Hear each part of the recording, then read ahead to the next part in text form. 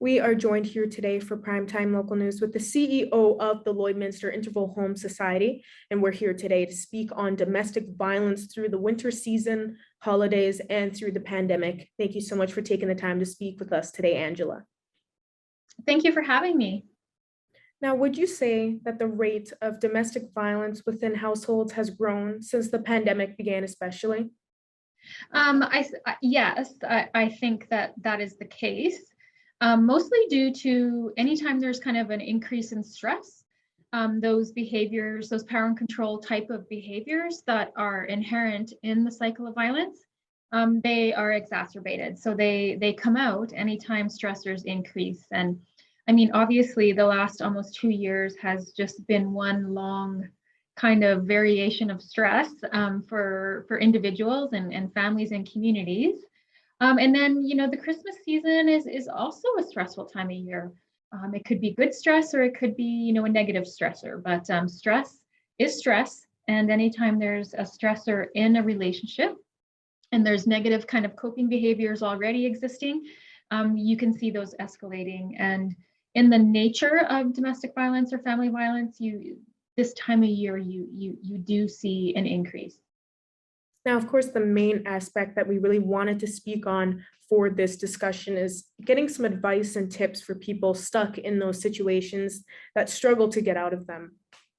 I mean, the first thing to know is you're not alone. Domestic violence impacts so many people. And although we've done a lot of work over the years to kind of bring awareness around domestic violence, and people talk about it more, even in the 20 years that I've been working in the realm of domestic violence services and crisis support, people are talking about it more. But when you find yourself in that cycle of violence or in a violent or an unhealthy or relationship impacted by domestic violence, you can't help but feel alone, because isolation is also part of that cycle. So first and foremost, know that you're not alone, and know that there are resources out there to help you. Whether you go directly to the RCMP detachment through 911 or calling the RCMP, or calling the Lloydminster Interval Home Society, we have a 24-hour crisis line. And I know sometimes and this is one thing that's been unique to the pandemic in relation to domestic violence, is that women have been at home with the perpetrators of abuse because we've all been in lockdown. So reaching out for those resources has been tricky. So we have actually added a chat feature on our website for folks to communicate with us through a chat bot on website. So if we've done everything possible to open up channels for people to reach us, and we're willing to help 24/7. Now, what kind of advice would the Interval Home Society like to give people that aren't necessarily in those situations, but they know and have loved ones in those situations and they want to help them get out of them?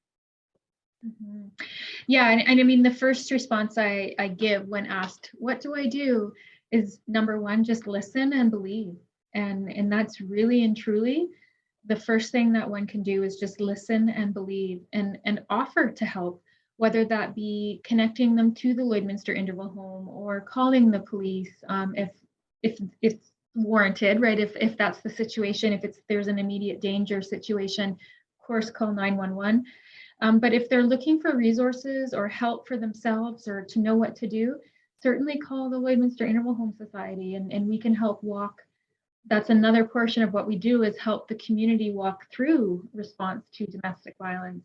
We don't just help the people that are being impacted directly by family violence, we help the community and help the supporters respond to domestic violence. So, but the first thing I can say right here, right now is listen and believe and ask how that you can help. I think that's a really important question. How can I help you? I think that would be one of the first things that I would ask them. And is there anything that we didn't touch base on for people needing help and resources, especially right now with the winter season here and holidays coming up? Yeah, I think the easiest, fastest way to get a hold of us as a resource in our community and region is either phoning our 24-hour crisis line or accessing our website. Everything that you would need to know about family violence, domestic violence, which is same thing. And what resources are available to you are available through those two channels. So 2 places, if it's not an immediate crisis, our website or our phone number, which is 875-0966.